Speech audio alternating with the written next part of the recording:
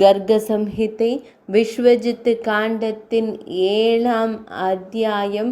குஜராத் மன்னர் ரிஷ்யனை தோற்கடித்த பின்னர் யாதவ படை சேதி தேசத்தின் அதிபதியான தம்கோஷனிடம் சென்றது. யாதவர்களை அன்பாக நடத்த மன்னரின் உறுதிப்பாடு. ஆனால் சிசுபாலன் தனது பெற்றோருக்கு எதிராக யாதவர்களுக்கு எதிராக போரிட வலியுறுத்தியது. நாரத மாமுனிவர் கூறினார், மன்னரே, மகிஷ்மதி மன்னனை தோற்கடித்து பிறகு வலிமை மிக்க பிரத்யும்னன் தனது மிகப்பெரிய படையுடன் குஜராத் மன்னனிடம் சென்றார். பறவை மன்னன் கருடன் தனது அலகால் ஒரு அரபத்தை பிடிப்பது போல பகவான் ஸ்ரீ கிருஷ்ணரின் மகன் பிரத்யும்னன் குர்ஜார் நாட்டின் ஆட்சியாளரான வலிமை மிக்க போர் வீரன் திரிஸ்ரீயை தனது படையுடன் சிறைப்பிடித்தார்.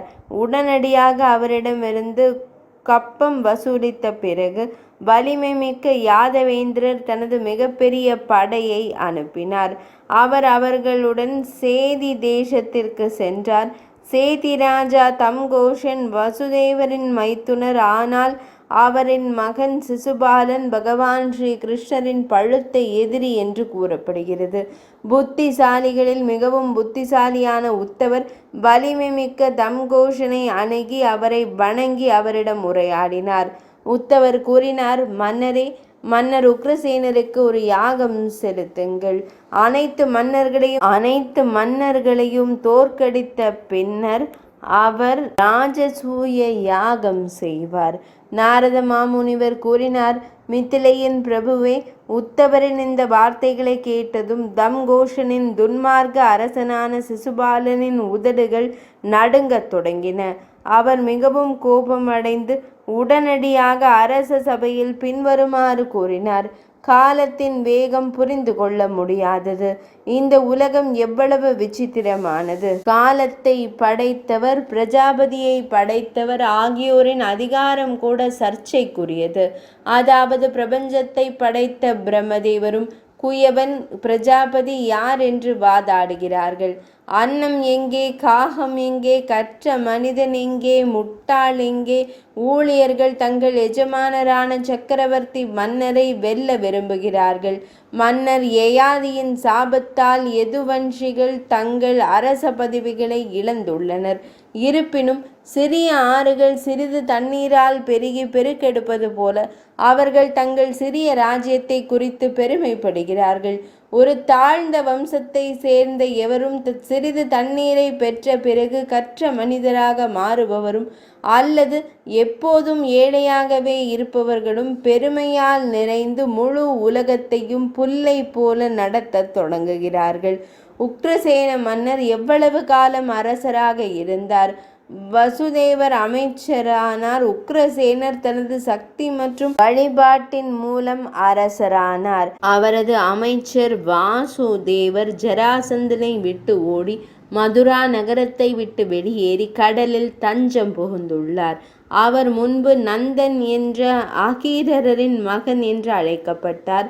வாசுதேவர் அனைத்து அவமானங்களையும் கைவிட்டு இப்போது அவரை தனது சொந்த மகனாக ஏற்றுக்கொள்ள வந்துள்ளார். வாசுதேவர் வெள்ளை நிறமுடையவர். அவருக்கு பிறந்த இந்த கிருஷ்ணர் எப்படி கருமையான நிறமுடையவனாக ஆனார்? அவரது தந்தை மட்டுமல்ல, அவரது தாத்தாவும் வெள்ளை நிறமுடையவர். இந்த வாசுதேவரை அவர்களின் குலத்தில் சந்ததியினரின் ஒருவராக கணக்கிடுவது மிகுந்த துக்கத்தையும் சிரிப்பையும் தருகிறது. நான் அவரது மகன் பிரத்யும்னனை யாதவர்கள் மற்றும் அவர்களின் படையுடன் வென்று உலகத்தை மக்கள் தொகையற்றதாக குசஸ்தலியை தாக்குவேன். நாரத மாமுனிவர் கூறினார், அரசே, இதை கூறி அவர் தலை வணங்குகிறார். தீராத அம்புகள் நிறைந்த 2 அம்பரா தூணிகளுடன் போருக்கு செல்ல தயாராக இருக்கும் சிசுபாலனை கண்ட சேதிராவின் மன்னன் அவனிடம், எங்கே தம்கோஷன் மகனே, நான் கூறுவதை கேட்பாய். கோபம் கொள்ளாதே. கோபம் கொண்டு அவசரமாக செயல்படுபவன் வெற்றியை அடைய மாட்டான். தர்மம், அர்த்தம், காமம், மோட்சத்தை அடைவதற்கு மன்னிப்பை போன்ற வேறு வழிகள் எதுவும் இல்லை. எனவே சாம கொள்கையின்படி ஒருவர் செயல்பட வேண்டும். சாமத்தை போல வேறு இனிமையான வழி இல்லை. சாமதானத்தால் அலங்கரிக்கப்படுகிறது, சாம மரியாதையால் அலங்கரிக்கப்படுகிறது. மரியாதை கூட குணங்களை உரிய முறையில் கருத்தில் கொண்டு செய்யப்படும் போது மட்டுமே அலங்கரிக்கப்படுகிறது. யாதவர்களும் சேதிபர்களும் உறவினர்களாக கருதப்படுகிறார்கள்.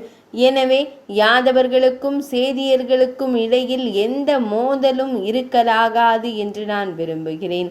நாரத மாமுனிவர் கூறினார்.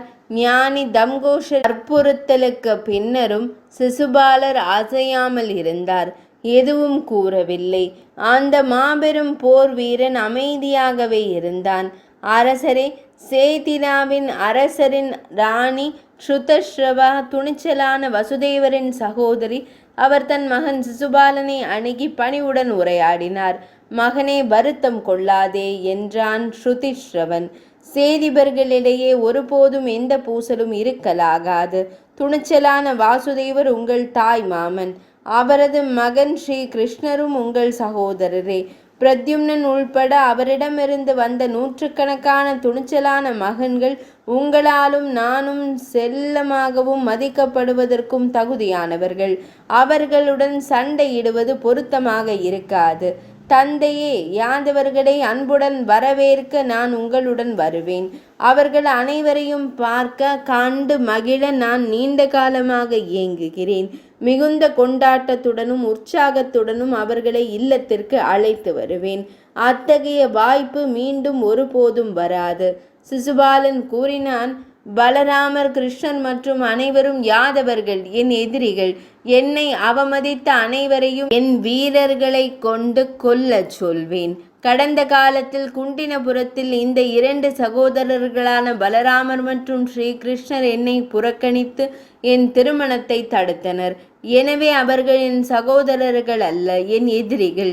நீங்கள் இருவரும் என் பெற்றோராக யாதவர்களை ஆதரித்தால் நான் உங்கள் இருவரையும் கொன்று விடுவேன்.